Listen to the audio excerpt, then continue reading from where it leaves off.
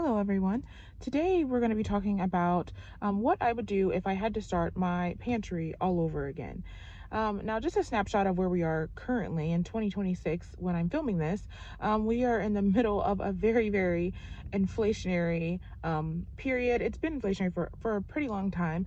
And what I'm seeing now is people are unable obviously to get groceries, and it is really hard for them to get their food. But I'm also seeing a lack of education on what to do and how to prepare foods and how to save foods, and just things that may feel basic to others, but if you weren't taught this, if you weren't exposed to this, it would not feel so obvious or basic to you.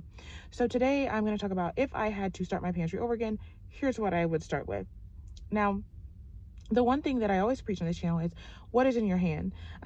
When I first started building a pantry, one of the things that I remember praying about when I felt the urge a couple years before, hey, there's going to be inflation unlike you've seen before. There's going to be this hard time and that hard time. And I'm like, I'm already in a hard time.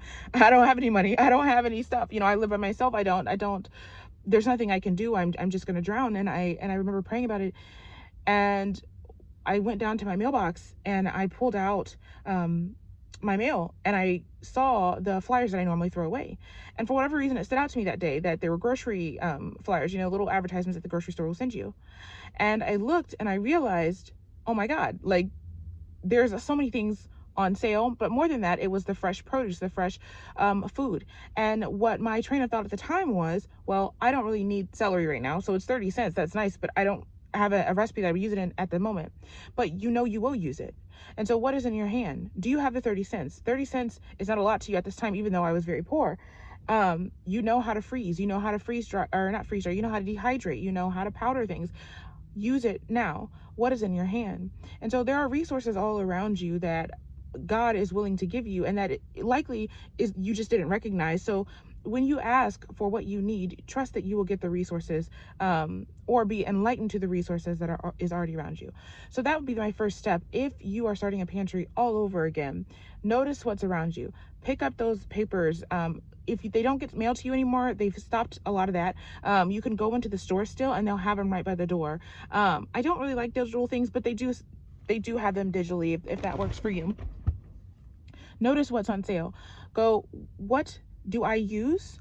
Especially things that can last a long time. So one of the things I noticed that was recurringly on sale was ketchup. And ketchup is something that I use all the time. It's good for a couple of years. Until it would go 10 for 10, which is $1 a pack. Usually there's no minimum. And just buy one extra one. Buy the one that you need today. And if you don't need one today, you're going to need one tomorrow. If you don't have any in your pantry, buy the other one. Buy the mustard, buy the hot sauce. And then for the produce, a lot of times that is what goes on sales. And fresh produce is a lot of times a lot cheaper than frozen produce or anything that's pre-prepared, pre-chopped produce. A lot of that stuff you can take and freeze, or you can take and dehydrate. You can buy a cheap dehydrator. I think my first dehydrator was like 20 or 30 bucks. Some things like herbs you can actually air dry. So when there is cilantro, or when you can have parsley that is fresh in the produce, you can take that. I would rinse it off first, and then dry it with paper towel, and then bunch it back up again, and you can hang it to dry better in front of a fan or in a non humid area, and then you just crunch it up when it's dry and put it in a jar, and there you go. You got dried parsley, dried cilantro, and then if you have the dehydrator, you can take the same thing and do the same thing with celery and carrots and corn and green beans and broccoli. There's so many things that you can do. Keep an eye out for free things and sales. I would always, no matter if I need it or not, peruse through the meat aisle and go, okay, what items are about to be marked down? Bonus points for like ground beef, if it's already in a vacuum sealed package, I prefer those. So Aldi every Wednesday has a meat sale near me, and occasionally I would see the organic cube of meat for like $5.99, $4.99 a pound. I just grab one of those. Now those you have to go a little bit early to get, but you can grab those. Taking meat and making sure that you're freezing it in a way that is usable to you. And then also one of the things I was thinking about this week was when I would make meals, especially marinated meats or things with, vegetables or stir fries or whatever, don't just chop up the vegetables for one meal and then go, okay, let it go bad. As you're having the vegetables on your table, for that matter, chop the whole onion up. Even if you only need half, throw the other half in a freezer bag in the freezer. When you make the meal, take the whole marinated meat, all the vegetables, all the stuff, make it for tonight, and then put some extra bags away in the freezer. As I did that up for every meal, I was intentional about it for like a week, and I quickly built my freezer up, my freezer meals, and it made me not eat out less for sure, because I already had it in my freezer. It was already ready. Especially after coming home from work, to have most of it already done, that was the major mental block. So taking the fresh produce for sure, freezing it when you can. If you can get it dehydrated. Again, you can take the fresh herbs that are like green onions and things like that, $1.29, that kind of thing. Take it, air dry it, and then put it in a jar or in a bag or whatever.